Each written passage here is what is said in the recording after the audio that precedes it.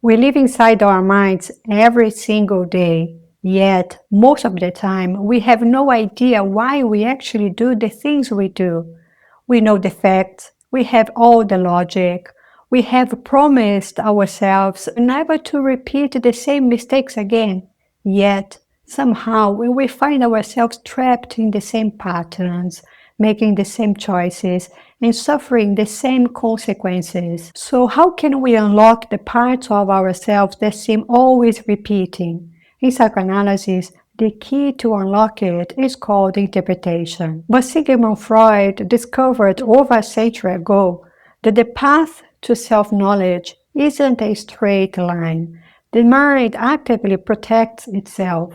When analysts try to bring unconscious material to light in order to understand why we behave the way we do, they soon encounter a powerful internal obstacle: resistance. In this video, we'll explore the anatomy of psychoanalytic interpretation and examine how analysts listen beyond what is consciously said, as well as the different types of interpretation and how analysts deal with resistance. Now, what exactly is an interpretation? Is it a form of mind reading? To answer to that question, we have to travel back to 1895. In the early days of psychoanalysis, Sigmund Freud was confronted by a puzzling problem. His patients suffered from symptoms, in other words, emotional distress, memory disturbances, irrational fears, and physical complaints that often had no clear medical explanation. Other patients would forget crucial events from their lives, and Freud began to suspect that these symptoms were not random. They were meaningful, and they pointed towards thoughts, memories, wishes, and conflicts that had been excluded from conscious awareness through the process Freud called repression. Initially, Freud's goal was straightforward: help the patient recover what they had forgotten, but this created a problem: how to help someone remember something that part of their mind is actively working to keep forgotten, how to uncover truth that the mind has spent years, sometimes decades, hiding from itself. The problem would eventually lead Freud to one of the central tools of psychoanalysis: interpretation. Freud began offering his patients interpretations about what they were leaving out of their stories. Freud listened to what they said, but more importantly, he listened to the gaps, the omissions, the things left unsaid, in the sudden shifts in tone. I believe that really you are in love with your employer, the director, though perhaps without being aware of it yourself. This is one of the earliest recorded interpretations in psychoanalytic history. Freud delivered it to one of his patients. Notice the structure of the interpretation. Freud didn't say, "You are lying to me." He says, "I believe you are leaving something out." The purpose of this interpretation wasn't to shock the patient. It was to bridge the gap between the conscious mind and the unconscious mind. The interpretation was an invitation to look into the patient's own motives. In 1900, Freud published what would become the foundational blueprint for psychoanalytic interpretation: the interpretation of dreams. Although the book was about why the mind creates stories during sleep, Freud also made a much broader claim. According to Freud, the principles that are used to interpret dreams could also be applied to slips of the tongue, jokes, psychoanalytical symptoms, and countless other expressions of unconscious life. Different forms, but the same logic. Freud argued that analysts could not interpret anything without the patient's free association.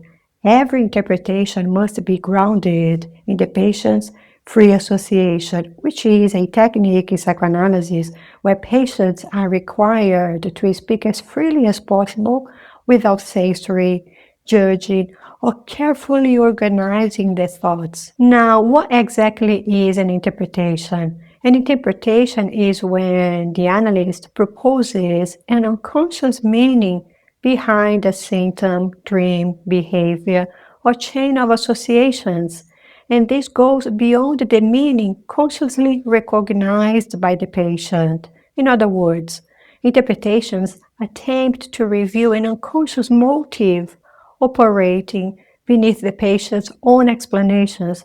For instance, when a patient says, "I forgot my keys because I was rushing," the conscious explanation may be perfectly reasonable, but analysts ask questions such as, what part of you didn't want to arrive at the destination? The goal of this interpretation is to explore whether an unconscious motive may be hidden behind a behavior. Interpretation, therefore, is not about discovering what happened. It's about discovering what a person's actions, behaviors, symptoms, and words might mean. Now, for a time, this model seemed remarkably effective. If a patient had a symptom, the analyst would follow the patient's associations, uncover the hidden conflict behind it, offer an interpretation, and the symptom would often begin to fade. The theory appeared elegant and straightforward because many analysts initially believed that making the unconscious conscious would relieve the symptom, but eventually interpretation ran into a problem. As psychoanalysis developed during the 1910s, analysts began to notice a frustrating pattern. The interpretations were becoming increasingly sophisticated, yet many patients remained stuck. For instance, a patient would start an analysis with a severe psychological symptom. The analyst would spend months tracing its origins, follow every association, mapping out the unconscious conflict in detail, and finally delivers a brilliant interpretation. The patient would listen carefully and reply, "You are right, that makes perfect sense," but nothing changed. The symptom remained exactly the same, so patients understood the interpretation, they agreed with it, yet they remained trapped in the same patterns, and this created a major problem for psychoanalysis between 1910 and 1920, because if symptoms were expression of unconscious conflicts, and interpretations made those conflicts conscious, why were so many patients still suffering? The answer required a profound shift in how analysts understood the mind, because knowledge alone was not enough to make patients free from their symptoms. Analysts gradually realized that they had underestimated the power of the mind's defensive force. It wasn't enough to reveal to patients what was unconscious. It was also necessary to understand why patients were unconsciously defending against their knowledge in the first place. In 1910, Freud and his collaborators ran into this disturbing discovery. They realized that they could tell a patient the absolute logical truth about their problems, but their mind often rejected to protect the symptom. Our mind would rather stay in familiar misery than face an uncomfortable truth it has spent a lifetime hiding from us. And this brought increasing attention to one of the most important concepts in psychoanalysis: resistance. Resistance is an unconscious force that fights against change. Resistance protects familiar psychological patterns and keeps unconscious conflicts hidden from awareness by keeping things exactly as they are, by maintaining the status quo. People hardly change just because someone explains it to them. This is why psychoanalysis moves beyond explanation alone. It also focuses on how interpretations are received, resisted, and gradually worked through within the analytic work. Changing and giving up old patterns feels like mourning, as it means saying goodbye to familiar ways of behavior. Now let's examine the different kinds of interpretations. Transference interpretations. These are arguably the most powerful interpretations in psychoanalysis. This type of interpretation connects patients' current behavior and thoughts directly to what is happening in their relationship with the analyst. For example, if a patient grew up trying to please a hypercritical father, they may eventually begin to see the analyst as hypercritical too. When the analyst interprets this dynamic in the psychoanalytic therapy, the patient gets a live demonstration of how their unconscious expectations are shaping the way they experience other people. Content interpretations. These interpretations focus on the unconscious wishes, fantasies, desires, and conflicts without addressing the defensive process that keeps them unconscious. For example, a person might fear that being too successful may create feelings of rivalry or guilt toward the siblings. The interpretation goes straight to the underlying unconscious meaning. While such interpretations can be deeply illuminating, they may also feel overwhelming if the patient is not yet ready to confront the material being revealed. Direct interpretations. This interpretation bypasses the patient's free associations and focuses on symbolic meanings. For example, if a patient dreams of a locked door, a direct interpretation might mean that the patient is hiding a secret. While this interpretation may be efficient, but it risks imposing the analyst's own ideas onto the patient's mind. Correct interpretations. To make an interpretation truly correct, it must have 1. It must clearly explain the patient's thoughts and feelings. 2. It must be delivered at the exact right moment when it actually connects the patient and makes sense to them. A truth delivered at the wrong time is practically useless. Premature interpretations. This is a true interpretation that is delivered to the patient before they are ready or able to integrate it. Premature interpretation often causes a patient to shut down or increase their resistance. Mutative interpretations. First named by James Tracy in 1934, a mutative interpretation is the holy grail of psychoanalysis.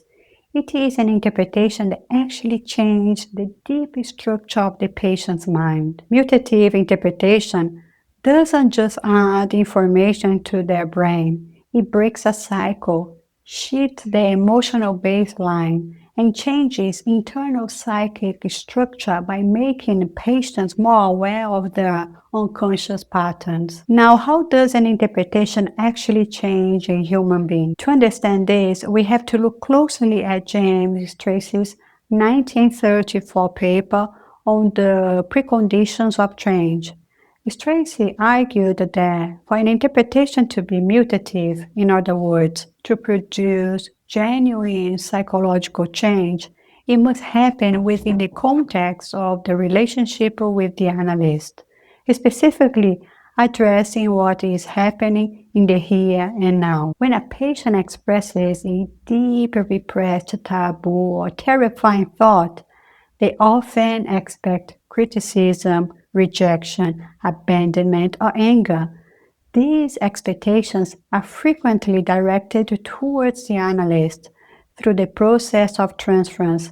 Rather than reacting the way the patient fears, the analyst helps the patient recognize and understand these unconscious expectations by interpreting them. According to Tracy, this creates the conditions for psychological change. The patient gradually discovers that the feared punitive figure exists primarily as an internal expectation rather than an external reality. As this becomes conscious, old patterns of fear and defense begin to lose their power. The function of interpretation is therefore not simply to provide insight, but to make the unconscious conscious within the living context of the analytic relationship.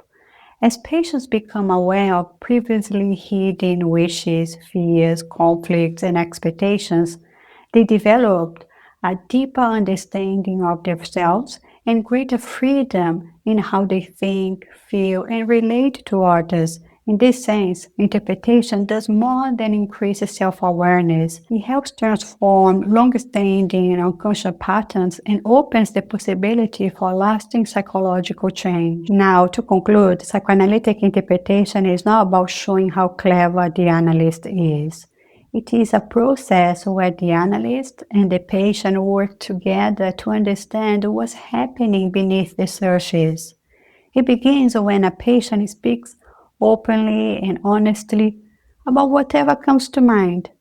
The analyst listens carefully, looks for patterns and hidden meanings, and works through the patient's resistance, but wait for the right moment to offer an interpretation that can truly be understood and accepted. When done poorly, an interpretation is a premature guess that leaves the patient feeling exposed and defensive.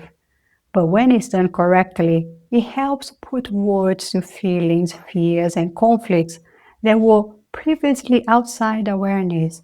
It helps people understand why they keep repeating the same patterns and gives them the opportunity to make different choices in the future.